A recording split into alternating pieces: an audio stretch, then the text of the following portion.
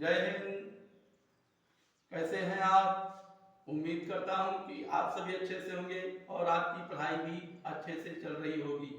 मैं हूं DK sir और मैं लेकर आया हूं आज आपका कक्षा 10 गणित चैप्टर 1 वास्तविक संख्या 1A का पार्ट 3 प्रश्न नंबर 7, 8 और 9।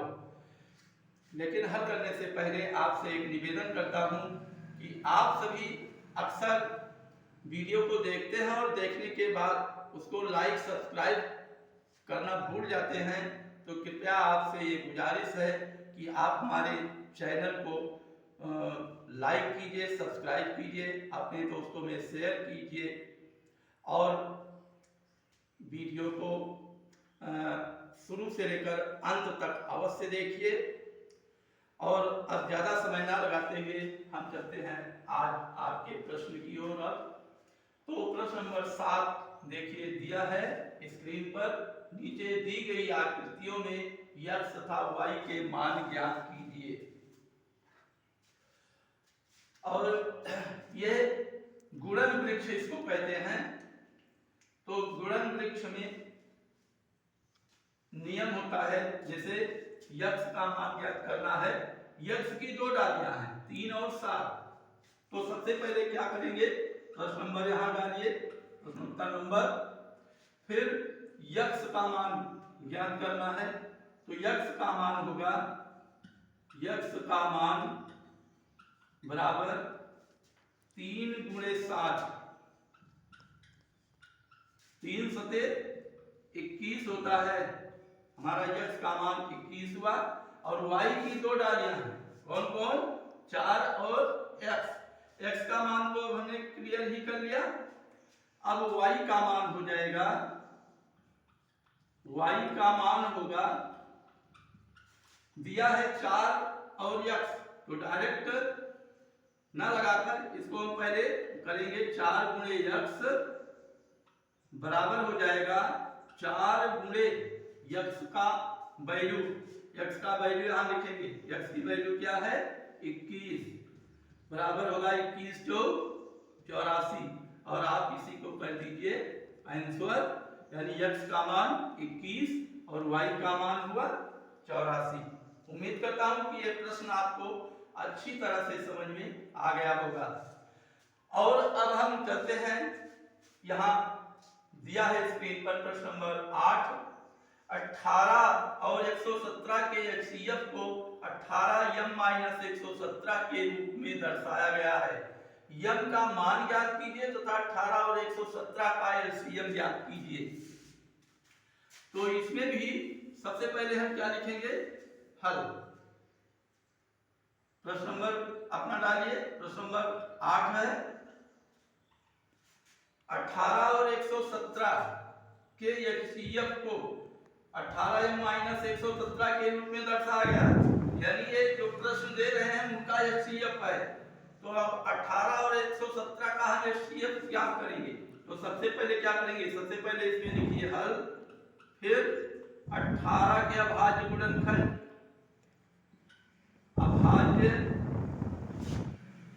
गुणनखंड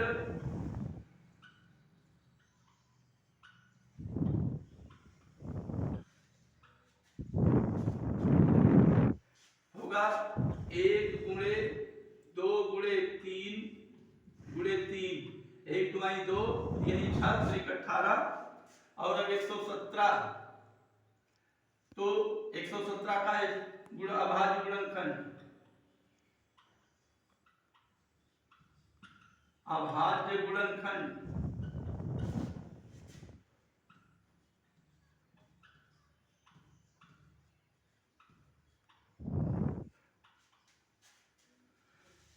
बराबर क्या होगा? 13 9 117 होता है बच्चों, जब 3 होता है 1 गुणे 3 गुणे 3, फिर 13, 3 त्रिका 9, 13 9 117। अब इसका HCF हो जाएगा, HCF बराबर, एक दोनों में है, एक ले लीजिए, इसमें 2 है, इसमें नहीं है, छोड़ दीजिए। 2 बार 3 है, इसमें 2 बार 3 है, इसमें 13 है, इसमें नहीं है, तो हम 2 बार 3 वाला लेंगे जो कॉमन है। गुणे 3 गुणे 3 बराबर हो जाएगा 3 त्रिका 9। अब हम यहाँ इन्होंने 18 और 117 का एलसीएम ज्ञात करने को कहा है, तो चाहे यही हम एलसीएम निकाल सकते हैं। एलसीएम निकाल लीजिए इसी गुणनखंड से, तो क्या होगा 1 गुणे 2 गुणे 3 गुणे 3 गुणे 13 2 3 6 त्रिक 18 18 गुणे 13 18 3 54 के 4 हासिल 5 18 के 18 5 23 ये हो जाएगा 234। और चाहे इसको बाद में भी निकाल सकते हो, फिलहाल हमें 18m-117 को हल करना है। हमारा एचसीएफ क्या आया 9, इनका एचसीएफ क्या है 18m-117। तो हम इनके एचसीएफ एक तरफ इनका एचसीएफ होगा, एक तरफ हमारा होगा, दोनों में टैली करके यम का मान ज्ञात करेंगे। -117 बराबर है 9। अब पक्षांतर कर लीजिए, 18m बराबर हो जाएगा 9 प्लस 117, क्योंकि हम इसको इधर ले जाएंगे तो ये माइनस है, इधर जाएगा तो प्लस होगा। 117 बराबर हो जाएगा 126। 18m बराबर 126, तो m बराबर होगा 126 बटे 18। 18 के 18 18 सत्ते 126, यम का मान 7 हुआ। अब यम का मान 7 है, तो इसको हम तो ये एक तो ये आंसर ये हमारा हो गया, और इन्होंने एलसीएम ज्ञात करने को कहा था, उसको हमने इस तरह से डायरेक्ट ज्ञात किया। आप ऐसे भी इसको ज्ञात कर सकते हैं, जैसे 18 और 117 दो संख्याएं दिया है, एचसीएफ दिया है, एचसीएफ हमने निकाला ही है, तो 18 गुणे 117 बटे 9 भी कर सकते हो। तो 9 के 9 9 दूनी 18, 2 से गुणा करोगे तो 234। उत्तर सेम वही आना है, जैसी आपकी इच्छा, दोनों ही सही है। चाहे डायरेक्ट तुरंत निकाल लो, और चाहे इसके पहले वाले प्रश्नों में जो फार्मूला बताया था उस फार्मूला से भी निकाल सकते हैं। तो उम्मीद करता हूं कि ये प्रश्न भी आपको अच्छी तरह से समझ में आ गया होगा। अब हम आगे बढ़ते हैं प्रश्न नंबर 9 की तरफ।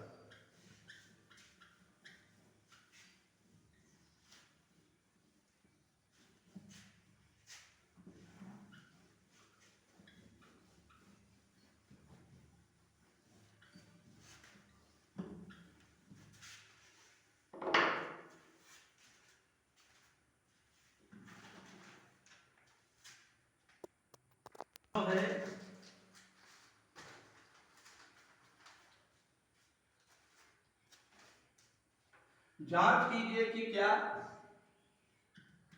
जांच कीजिए कि क्या, जांच कीजिए कि क्या किसी प्राकृतिक संख्यायन के लिए, किसी प्राकृतिक संख्यायन के लिए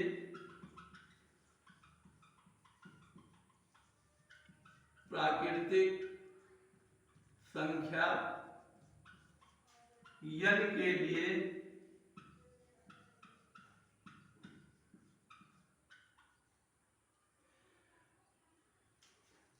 छह की घात n अंक 0 पर समाप्त हो सकती है, अंक 0 पर समाप्त हो सकती है, समाप्त हो सकती है। तो बच्चों देखिए, ये प्रश्न बहुत आसान है। सबसे पहले यहाँ लिखिए हल, लेकिन थोड़ा सा आप ध्यान दीजिए कि 6 की घात n इन्होंने दिया है, 6 की घात n अंक 0 पर समाप्त हो सकता है। यानी कि जब ये घातांक को जब हम हल करते हैं तो उसका जो गुणनफल होता है, कैसे दे दिया गया कि 5 की घात 2, तो क्या करते हैं 5 गुणे 5 25 होता है, लेकिन वो समाप्त कहाँ होता है 5 पर। इसी तरह 6 की घात n, जबकि n क्या है? प्राकृतिक संख्या है। यहाँ 6 की घात जो n है, n के स्थान पर कोई भी संख्या प्रयोग कर सकते हैं। जैसे 6 की घात 2, 6 की घात 3, 6 की घात 4। तो यहाँ लिखेंगे माना n बराबर 1, 2, 3 और अनंत संख्या होती है, इसलिए यहाँ डॉट डॉट कर देते हैं। अब अगर 6 की घात हम मान लीजिए 2 रखते हैं, ये क्या होता है? 36। और 6 की घात अगर 3 रखते हैं तो 6 की तीसरी होगा 6 गुणे 6 गुणे 6 216। इसी तरह से अगर 6 की घात 4 करते हैं तो क्या होगा? 6 गुणे 6 गुणे 6 गुणे 6, ये हो जाएगा 6 6 36 के 6 8 3 6 के 6 3 9 6 दूनी 12 1296। कहने का तात्पर्य हमने माना कि यहाँ हम कोई भी संख्या रख देंगे, लेकिन ये अंक 0 पर समाप्त नहीं होगा, क्योंकि 0 पर वही संख्या समाप्त हो सकती है जबकि आधार पर 0 होना चाहिए। जैसे 8 की घात 2 करेंगे आप, 8 की घात 4 करेंगे, नहीं होगा, लेकिन 10 की घात n के रूप में अगर रहेगा तभी वो 0 पर समाप्त होती है।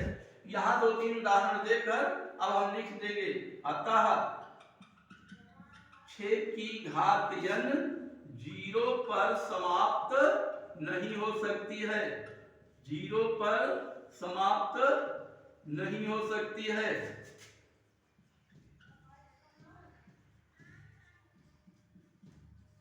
वीडियो अधिक लंबा न हो, इसलिए यह आज की पढ़ाई अपनी यही समाप्त करते हैं।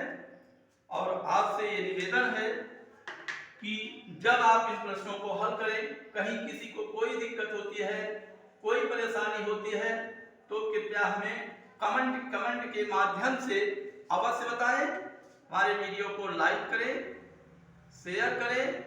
अगर आप वीडियो पर नए आए हैं तो वीडियो को सब्सक्राइब करें, कमेंट करें। जय हिंद।